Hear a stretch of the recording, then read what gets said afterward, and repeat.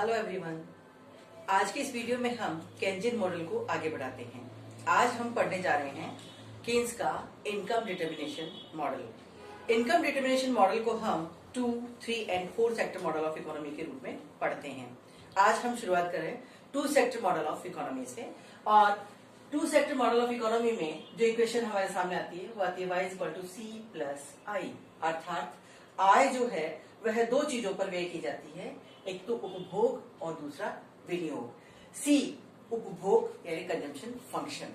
Consumption function जो कि Keynes की ही देन है, या कह सकते हैं कि जब पिछले वीडियो में मैंने आप लोगों को बताया था कि कीन्स ने अपने मॉडल में कुछ इनोवेशंस किए हैं। उन इनोवेशंस में एक इनोवेशन है कीन्स द्वारा प्रस्तुत कंजम्पशन फंक्शन, जिसे कीन्स ने C = A+BY के रूप में प्रस्तुत किया है।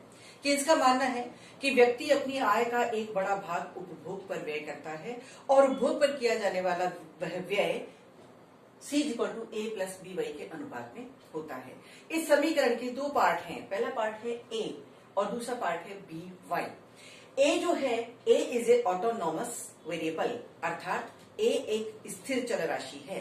स्थिर चल राशि से अभिप्राय ये होता है कि वह चल राशि जिसका आय से कोई संबंध, कोई सरोकार नहीं होता है। अर्थात A एक व्यक्ति के द्वारा, एक उपभोक्ता के द्वारा किया जाने वाला वह उपभोग है जिस पर उसकी आय का कोई प्रभाव नहीं पड़ता है। यदि आय 0 है तो भी वह उपभोग किया जाएगा, और आय अगर बहुत अधिक है तो भी A के बराबर उपभोग व्यक्ति के द्वारा किया ही जाएगा।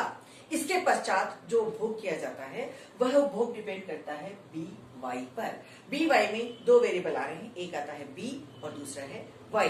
B का मतलब होता है B = MPC। इस MPC को हम डेल्टा C/डेल्टा Y के द्वारा भी बता सकते हैं। इसका मतलब ये होता है कि आय में जब परिवर्तन होता है तो उपभोग में कितनी मात्रा में परिवर्तन होता है। B4 MPC marginal propensity to consume, यानी उपभोग की सीमांत प्रवृत्ति।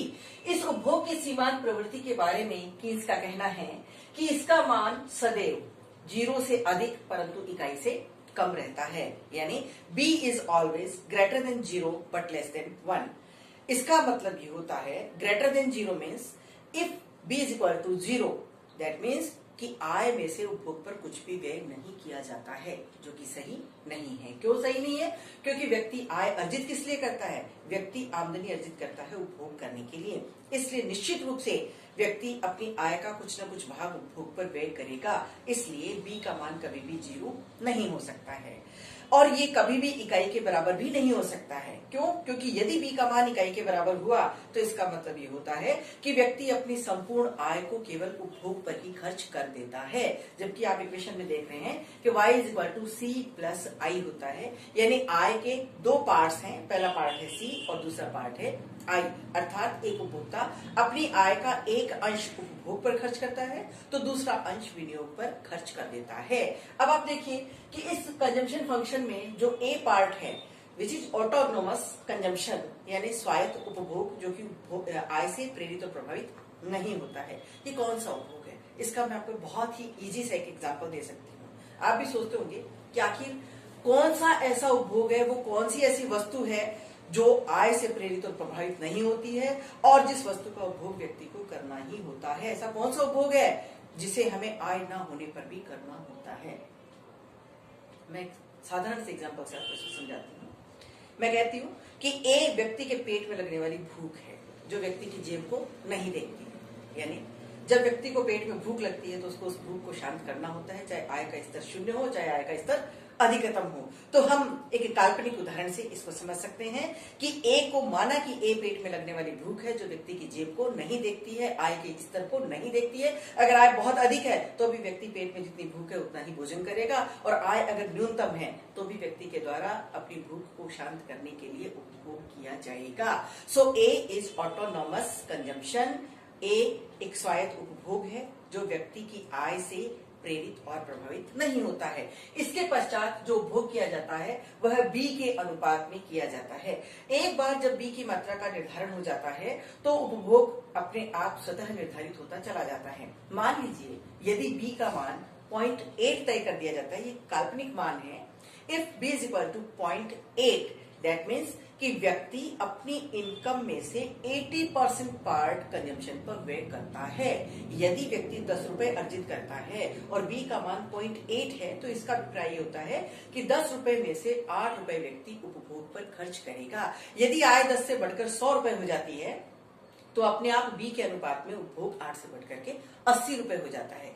यदि आय 100 से बढ़कर 1000 हो जाती है तो उपभोग का मान 800 रुपए हो जाता है। यदि आय 1000 है तो उपभोग 800 और आय 10,000 है तो उपभोग का मान 8000 अपने आप निर्धारित हो जाता है और ये निर्धारित होता है इस बी के मान के अनुरूप। तो ये अब आपको समझ में आ गया होगा कि B is always greater than 0 but less than 1। यहाँ इस रेखा चित्र में आपको उपभोग फलन दिखाई दे रहा है। इस उपभोग फलन में एक इंटरसेप्ट छोड़ा हुआ है, एक अंतरखंड छोड़ा हुआ है। ये अंतरखंड जो है ये ए को सूचित करता है, ए को प्रदर्शित करता है। यानी अगर आय का स्तर 0 भी है तो कम से कम इतनी मात्रा में व्यक्ति के द्वारा उपभोग किया जाएगा और इसके पश्चात होने वाला उपभोग आय पर डिपेंड करता है। जैसे जैसे आय का स्तर बढ़ता है वैसे वैसे उपभोग की मात्रा भी लगातार बढ़ती चली जाती है। अब आप ध्यान देंगे कि इस 2 सेक्टर मॉडल में जो सेकंड पार्ट है कि आय किस पर व्यय की जाती है, पहला पार्ट तो है कंजम्पशन, दूसरा है investment. So what is investment? विनियोग किसे कहते हैं? विनियोग, जैसा कि मैं पिछले वीडियोस में कई बार आपको बता चुकी हूँ कि जब व्यक्ति अपनी मुद्रा को, अपने धन को और अधिक धन अर्जित करने के लिए व्यय करता है तो उसे हम विनियोग कहते हैं। विनियोग का जो फलन है वो है I = IA + EY। यहाँ विनियोग के भी 2 पार्ट्स दिखाई दे रहे हैं आपको। First part is IA। IA is autonomous investment यानी स्वायत्त विनियोग। स्वायत्त विनियोग विनियोग की वह मात्रा होती है जो आय से प्रेरित और प्रभावित नहीं होती है। इसके पश्चात जो विनियोग किया जाता है वह EY पर डिपेंड करता है यानी EY के अनुरूप होता है। यहाँ जो स्मॉल लेटर E है, इस E का मतलब होता है MPI। MPI means marginal propensity to investment which is delta I upon delta Y। यानी जब आय परिवर्तित होती है तो आय के साथ साथ विनियोग की मात्रा में भी परिवर्तन होता है और E के साथ भी वही स्थिति लागू होती है। That means E is always greater than 0 but less than 1। यानी संपूर्ण आय को विनियोग पर व्यय नहीं किया जाता है और आय में से कुछ भी विनियोग पर व्यय नहीं किया जाए ऐसा भी नहीं होता है। इसलिए E का मान 0 से अधिक परंतु इकाई से कम होता है। तो इस तरह आपने देखा कि विनियोग फलन के भी 2 पार्ट्स हैं। IA ऑटोनोमस इन्वेस्टमेंट, स्वायत्त विनियोग जो आय से प्रेरित और प्रभावित नहीं होता है, और इसका जो सेकंड पार्ट है EY, ये प्रेरित विनियोग है जो आय से प्रेरित और प्रभावित होता है।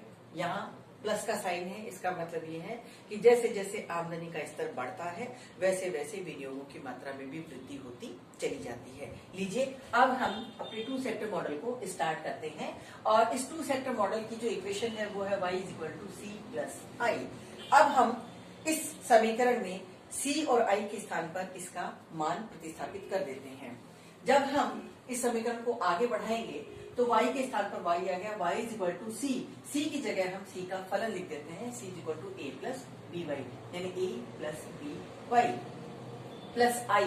I का जो फलन आपके सामने मैंने लिखा है कि I = IA + EY, लेकिन हम पर्टिकुलर टाइम पर केवल ऑटोनोमस इन्वेस्टमेंट को साथ लेकर के चलते हैं। यानी हम ये मान करके चलते हैं कि अर्थव्यवस्था में केवल स्वायत्त विनियोग किए जा रहे हैं, इसलिए इस I के स्थान पर हम केवल IA को ही लेते हैं। समीकरण का आगे का हिस्सा हम एक बार के लिए छोड़ देते हैं।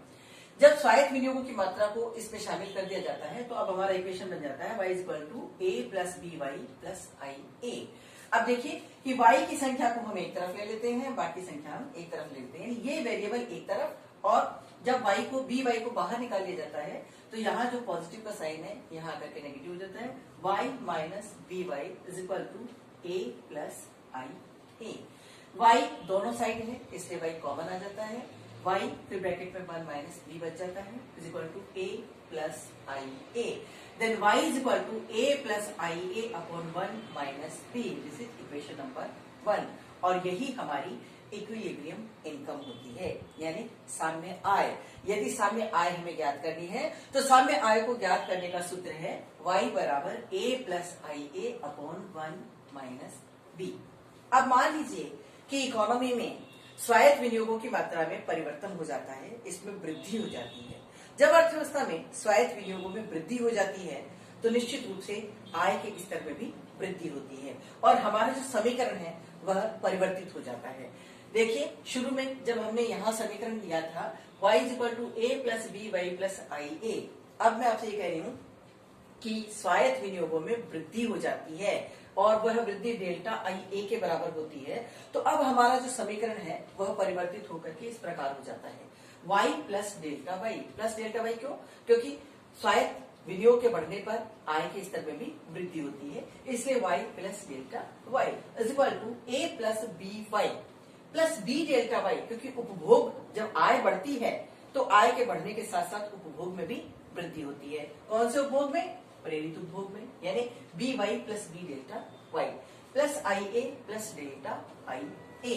पुनः हम इस समीकरण को आगे बढ़ाते हैं, y प्लस डेल्टा वाई और बी वाई और बी डेल्टा वाई को हम बाहर ले आते हैं, बराबर से पहले ले आते हैं। यहाँ इन दोनों का साइन पॉजिटिव था, जब ये पहले आ जाते हैं बराबर से तो इनका साइन पॉजिटिव से नेगेटिव हो जाता है। अब हम पुनः इसे व्यवस्थित करके लिखते हैं समीकरण को, तो y minus B Y plus delta Y minus B delta Y is equal to A plus I A plus delta I A. यहाँ पर आप देखेंगे कि इन दोनों में y कॉमन आ जाता है और 1 माइनस बी अंदर बच जाता है। यहाँ डेल्टा y कॉमन आता है और 1 माइनस बी अंदर बच जाता है इज इक्वल टू ए आई ए और डेल्टा आई ए। ये ऊपर से समीकरण में चलते चले आ रहे हैं। अब आप देखेंगे कि 1 माइनस बी दोनों तरफ कॉमन है। 1 माइनस बी को हम ब्रैकेट में ले लेते हैं और y प्लस डेल्टा वाई को एक साथ लिख देते हैं। तो अब नया समीकरण हमारे पास में आता है y plus delta Y is equal to A plus I A plus delta I A upon 1 minus B. Equation number 2 ये हमारी नई साम्य आय है, यानी न्यू इक्विलिब्रियम इनकम। ये पुरानी साम्य आय है और यह नई साम्य आय है। अब हम इन समीकरणों को एक न्यूमेरिकल एग्जाम्पल के द्वारा भी समझने की कोशिश करते हैं। यानी आय का निर्धारण, अभी तक तो आपने इक्वेशन के रूप में देखा कि समीकरण के रूप में हम किस प्रकार से आय का निर्धारण करते हैं।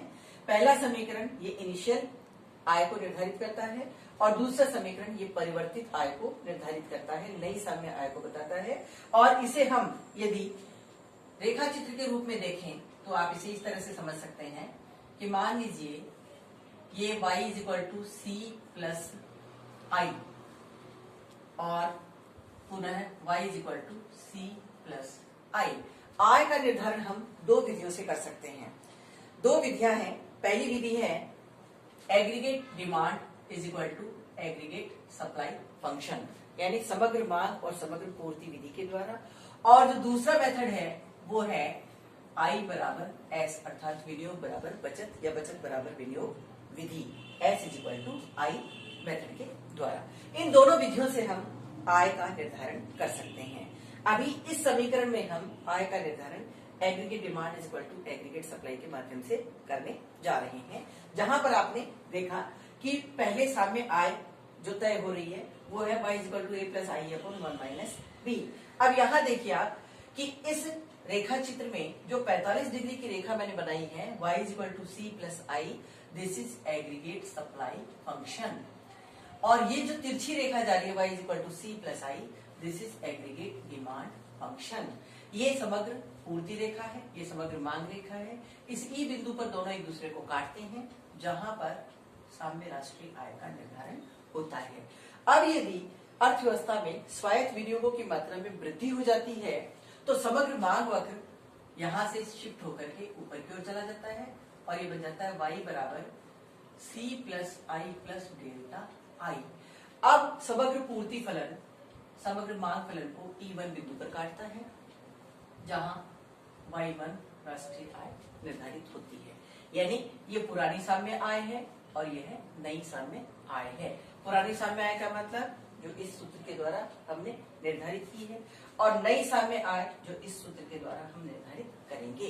लीजिए अब हम इस प्रश्न को थोड़ा आगे बढ़ाते हैं और अब मैं आपको जो है एक न्यूमेरिकल के द्वारा इस क्वेश्चन को, इस प्रॉब्लम को सॉल्व करके बता रही हूँ। मैं यहाँ पर केवल आय निर्धारण की जो इक्वेशन है उसको आपके सामने लिखा हुआ छोड़ देती हूँ। मान लीजिए कि पहली जो इक्वेशन है आय निर्धारण की वो है y equal to A plus I A upon 1 minus B. अब यहाँ पर देखिए कि हम एक काल्पनिक उदाहरण लेके चलते हैं। Suppose c is equal to 40 plus 0.8 y and i is equal to 50, अर्थात उपभोग फलन है 40 प्लस 0.8 y और विनियोग दिया हुआ है 50।